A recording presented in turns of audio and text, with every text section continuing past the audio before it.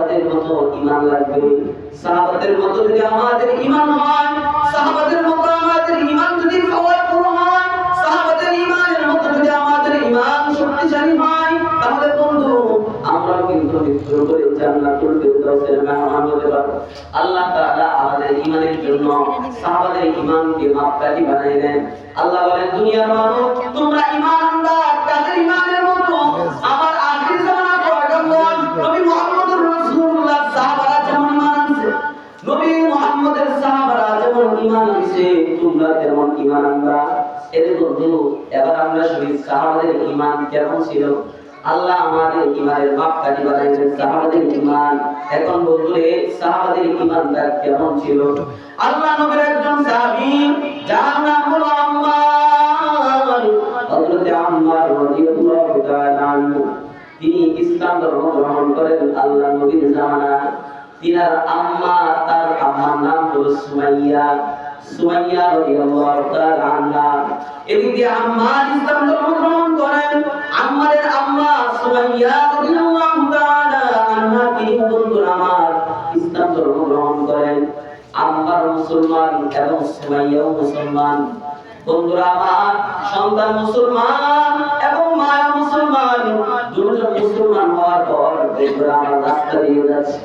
রাস্তা দিয়ে যাওয়ার সময় হঠাৎ আবু জাহেল তাদেরকে দেখলো। আবু জাহেল আম্মারকে দেখলো এবং সুমাইয়াকে দেখলো। দেখার পর আবু জাহেল সুমাইয়াকে ডাক দিয়ে বলে, সুমাইয়া কি শুনলাম তুমি নাকি ঈমান আনছো এবং তোমার সন্তান আম্মার সেও নাকি ঈমান আনছে। আবু জাহেল কয়, তুমিও ঈমান আনছো এবং তোমার সন্তান আম্মার সেও নাকি ঈমান আনছে, এটা শুনলাম। সুমাইয়া ডাক দিয়ে কয়, হ্যাঁ আমি ঈমান আনছি এবং আমার সন্তান আম্মারও সেও ঈমান আনছে। এবার আবু জাহেল এই কথা শোনার পর বলে, সুমাইয়া তুই কি ঈমান ছাড়বি? তোরা কি ঈমান ছাড়বি নাকি ভয়ঙ্কর কিছু দেখবি? ঈমান ছাড়বি নাকি ভয়ঙ্কর কিছু দেখবি?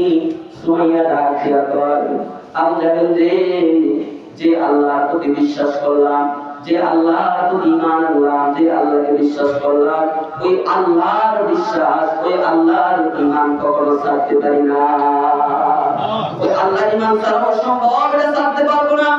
বন্ধুরা আমার আবু জাহেল যখন এই কথা শুনলো, শোনার পর আবু জাহেল দুইটা খুঁটি নিয়ে আসলো। দুইটা খুঁটি আইনা একটা খুঁটি এক জায়গায় গাড়লো, আরেকটা খুঁটি আরেক জায়গায় গাড়লো। গাড়ার পর বন্ধুরা একটা খুঁটির ভিতরে আম্মার রাদিয়াল্লাহু তাআলা আনহুকে বাঁধছে, আরেকটা খুঁটির ভিতরে হযরত সুমাইয়া রাদিয়াল্লাহু তাআলা আনহাকে বাঁধছে। বাঁধার পর বন্ধুরা আমার এবার আম্মারকে আবু জাহেল ডাক দিয়ে কয়, এ আম্মার ঈমান ছাড়বি নাকি কিছু দেখবি ভয়ঙ্কর? আম্মার বলে, আবু জাহেল অসম্ভব, আল্লাহর প্রতি বিশ্বাস করলাম, সে আল্লাহর ঈমান কখনো ছাড়তে পারি না। তুমি যা ভয়ঙ্কর দেখাই তা দেখাও, কিন্তু ঈমান ছাড়বো না। আবু জাহেল বলে, আম্মার রে, ঈমান ছাড়বি নাকি তোর সামনে তোর মা সুমাইয়াকে উলঙ্গ করে দেখাবো? তোর সামনে তোর মা সুমাইয়ার কাপড় খুলে উলঙ্গ করবো নাকি ঈমান ছাড়বি? বন্ধুরা আমার এই কথা আবু জাহেল যখন বললো, তখন ওই দিক দিয়া খুঁটিতে বাঁধা মা সুমাইয়া ডাক দিয়া কয়, আম্মার আমি দুনিয়াতে এমন সন্তান জন্ম দেই নাই যে সন্তান একটা বেঈমানের কথায় ঈমান ছাড়তে পারে। আম্মার রে, আমার যা হওয়ার হবে আম্মার, এরপরে কিন্তু তুই ঈমান ছাড়বি না। আল্লাহু আকবার, তাদের ঈমানের কত পাওয়ার। আবু জাহেল বলে, তোর সামনে তোর মার কাপড় খুলে উলঙ্গ করব, তুই ঈমান ছাড়বি কিনা? মা ডাক দিয়ে সন্তানকে বলে, সন্তান আমার যা হওয়ার হবে, কিন্তু সন্তান ঈমান ছাড়বি না, ঈমান ছাড়বি না, ঈমান ছাড়বি না। এর বন্ধু আবু জাহেল যখন বলে ঈমান ছাড়বি কিনা, আম্মার বলে ছাড়বো না। এক পর্যায়ে আবু জাহেল সুমাইয়া রাদিয়াল্লাহু তাআলা আনহার সমস্ত কাপড় খুলে উলঙ্গ করে দেয়। নাউজুবিল্লাহ, সুমাইয়া সব কাপড় খুলে উলঙ্গ করে দেয়।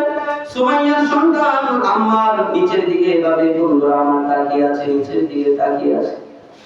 আবু জাহেল আম্মারকে মাথা উপরের দিকে করে বলে, আম্মার এই যে দেখ তোর সামনে তোর মার কাপড় খুলে উলঙ্গ করলাম, এখনো বলতেছি ঈমান ছাড়বি নাকি আরো ভয়ঙ্কর কিছু দেখবি?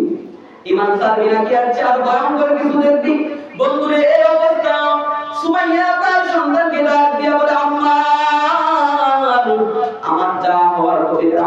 কিন্তু ঈমান ছাড়বি না, ঈমান ছাড়বি না। বন্ধুরা আমার, আম্মা বলে না না না, ঈমান ছাড়া যায় না, ঈমান ছাড়তে পারি না। এবার বন্ধু আবু জাহেল বলে বর্ষা আনো, বর্ষা। আবু জাহেল বর্ষা আনার জন্য বলে, বর্ষা আনার পর আবু জাহেল আল্লাহ নবীর সাহাবী হযরত সুমাইয়া রাদিয়াল্লাহু তাআলা আনহা লজ্জাস্থানের মাঝে আঘাত করতে শুরু করে। এই বর্ষা দিয়া সুমাইয়া রাদিয়াল্লাহু তাআলা আনহা লজ্জাস্থানে আঘাত করতে শুরু করে। আর আম্মাকে বলে, আম্মা এখনো বল ঈমান ছাড়বি কিনা? বন্ধুরে আমার, এই অবস্থায় সুমাইয়া রাদিয়াল্লাহু তাআলা আনহা ডাক দিয়া বলে, আম্মা আমার জান মর হবে, দুনিয়া থেকে যদি আমার বিদায় নেওয়া লাগে আম্মা, এরপরে তুমি বেঈমানের কথা ঈমান ছাড়বি না। আল্লাহু আকবার। তাদের ঈমান কি পরিমাণ মজবুত ছিল! এর বন্ধু এরকম ভাবে আঘাত করতে করতে বর্ষা দিয়া সুমাইয়া রাদিয়াল্লাহু তাআলা আনহা দুনিয়ার জীবন শেষ করে শাহাদাতের মর্যাদা লাভ করে দুনিয়া থেকে বিদায় নেয়। এত কঠিন পরিস্থিতির সম্মুখীন হওয়ার পরেও বন্ধুরা তারা ঈমান ছাড়ে না, তারা ঈমান ছাড়ে নাই।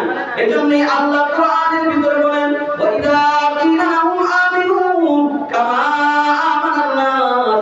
জান্নাতুল ফিরদাউসের মেহমান যদি হতে যাও তাহলে এক নম্বরের গুণ ঈমান লাগবে। কেমন ঈমান? স্বাভাবিক ঈমান হলে হবে না, মজবুত ঈমান লাগবে, পাকা ভুট্টা ঈমান লাগবে। যেরকম আমার ঈমান, যেরকম ঈমান আমার নবীর সাহাবা ছিল, আখির জামানার পয়গম্বরের নবীর সাহাবার যেমন ঈমান ছিল, তোমার ঈমানটাও তেমন লাগবে।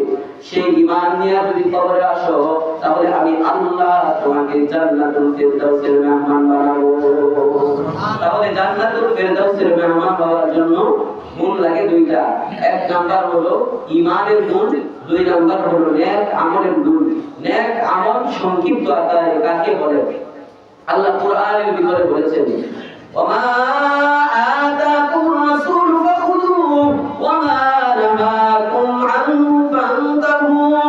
নেক আমল বলতে আল্লাহ বলেন, আল্লাহ তাআলা তোমাদের পয়গম্বরের মাধ্যমে তোমাদেরকে যা করতে বললেন তা করা, তোমাদের নবীর মাধ্যমে তোমাদেরকে যা করতে আদেশ করলেন তা করা। বন্ধুরা আমার, আর নেক আমল হলো তোমাদের পয়গম্বর তোমাদেরকে যা করতে নিষেধ করলেন তা থেকে বিরত থাকা, রাসূল যা করতে নিষেধ করলেন তা থেকে বিরত থাকা, রাসূল যা করতে বললেন তা করা, এটাই নেক আমল। আল্লাহ আমাদের সবাইকে এই দুই গুণে গুণান্বিত হওয়ার তৌফিক দান করুন, সবাই বলি আমিন। এক নম্বরের গুণ, আল্লাহ আমাদের সবাইকে সাহাবাদের মতো শক্তিশালী ঈমানদার হওয়ার তৌফিক দান করুন, আমিন। আল্লাহ তাআলা আমাদের সবাইকে সাহাবীদের মতো নেক আমল করার তৌফিক দান করুন, সবাই বলি আমিন। ওয়া আখিরু দাওয়ানা আলহামদুলিল্লাহি রাব্বিল আলামিন। আমরা